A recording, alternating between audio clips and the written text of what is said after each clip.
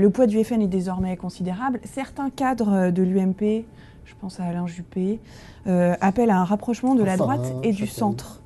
Pour vous, c'est une nécessité ou pas? Est-ce que c'est une réponse?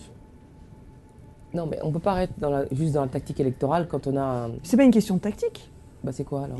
Il parle de ça en... comment, sur quelle base? C'est pas un maillage, une responsabilité. Une responsabilité politique de mais... ressouder deux forces qui peuvent être fortes et plus fortes en l'occurrence que par exemple le Front National. Donc c'est même plus de la tactique, c'est juste de l'arithmétique. Non, oui, c'est peut-être une forme de responsabilité politique et citoyenne face au risque. Au nom de quoi? Face au risque de la montée du FN. La gauche plurielle, par exemple, pour vous, c'est de la tactique? C'est une question qui est posée depuis dimanche soir. On se réunit sur un projet politique à présenter aux Français. On ne se réunit pas parce que le Front National a fait 25%. Ça ne suffit pas. Et il faut quand même se rappeler les origines de l'UDI. L'UDI s'est créée parce que des hommes et des femmes ont dit stop à la droitisation de l'UMP. Ont décidé de partir pour créer une nouvelle formation politique. C'est un risque majeur. Moi, je l'ai pris.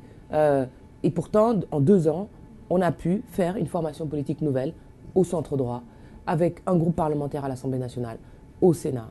On a pu participer à la victoire de l'opposition municipale, puisque sur les 150 villes de plus de 9 000 habitants, qui ont été de plus de 10 000 habitants que l'opposition a gagné, un tiers l'a été par nous.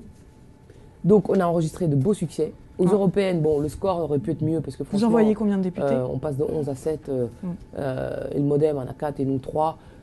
Alors que nous avions le double de sortants. Là, il y a un problème. Vous voyez, on a déjà des problèmes à gérer entre nous. On a Jean-Luc Borloo s'est retiré. On a donc un président que nous devons élire en octobre. Décidément, octobre sera le mois de tous les dangers. Ensuite, nous devrons nous trouver un leader. Parce que c'est pas parce qu'on élit un président qu'on a un leader pour 2017.